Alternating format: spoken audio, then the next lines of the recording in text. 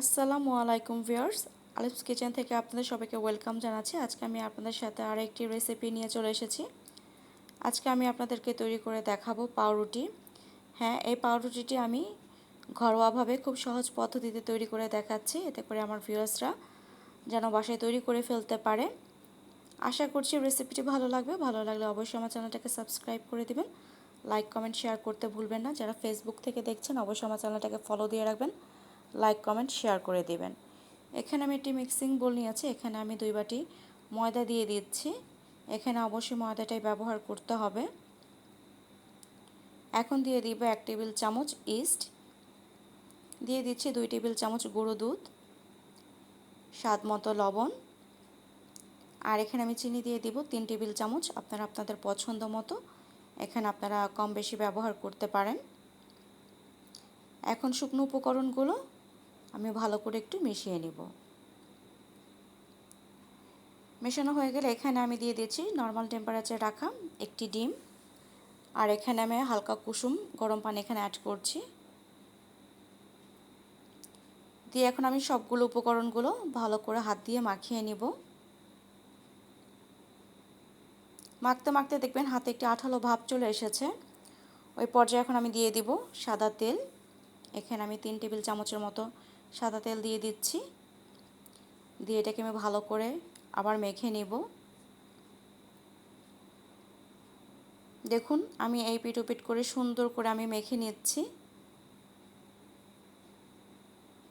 ডোটাকে যত ভালো করে আপনি মাখতে পারবেন আপনার পাউরুটিটা ততটাই পারফেক্ট হবে।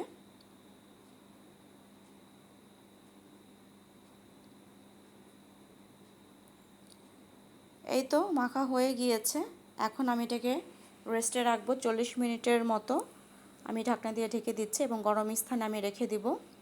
40 মিনিট হয়ে এসেছে, দেখুন আমার ডোটা কতটা ফুলে এসেছে, ডাবল হয়ে এসেছে। এখন আমি হাত দিয়ে চেপে চেপে ভেতর থেকে হাওয়াটা বের করে নিচ্ছি।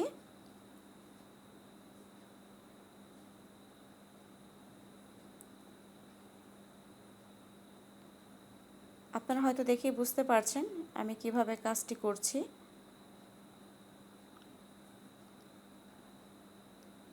আমার ডো মাখানোটা কমপ্লিট হয়ে এসেছে।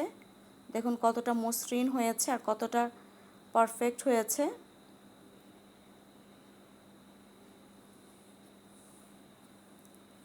এখন আমি একটি মোল্ড নিব। এই মোল্ডের মধ্যে আমি তেল ব্রাশ করে নিচ্ছি।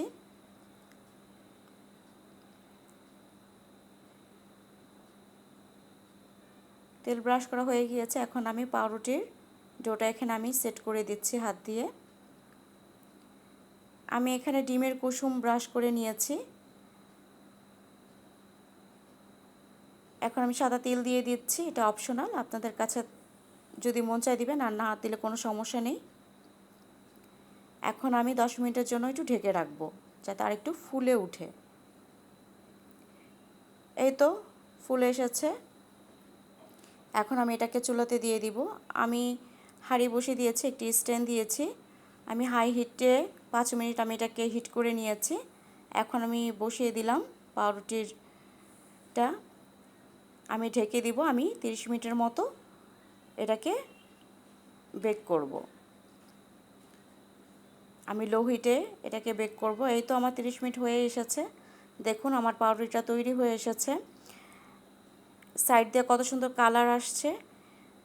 এখন আপনারা বলবেন মাঝখানে কেন কালার আসেনি, এরকম কেন দেখাচ্ছে? আমি বলে দিচ্ছি।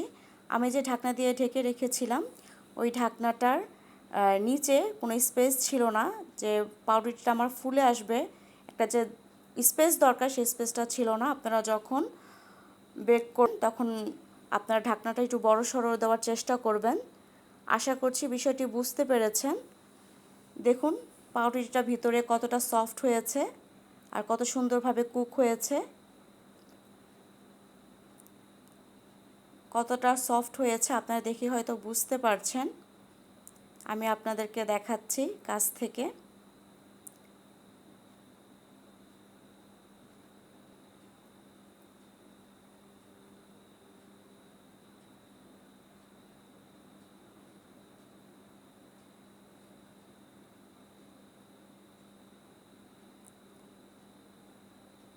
আশা করছি ভিডিওটি ভালো লাগবে। ভালো লাগলে অবশ্যই আমাকে কমেন্ট করে জানাবেন। আজকের মতো এখানেই বিদায় নিচ্ছি। দেখা হবে নতুন ভিডিওতে নতুন রেসিপি নিয়ে। সেই পর্যন্ত সবাই ভালো থাকবেন। আল্লাহ হাফেজ।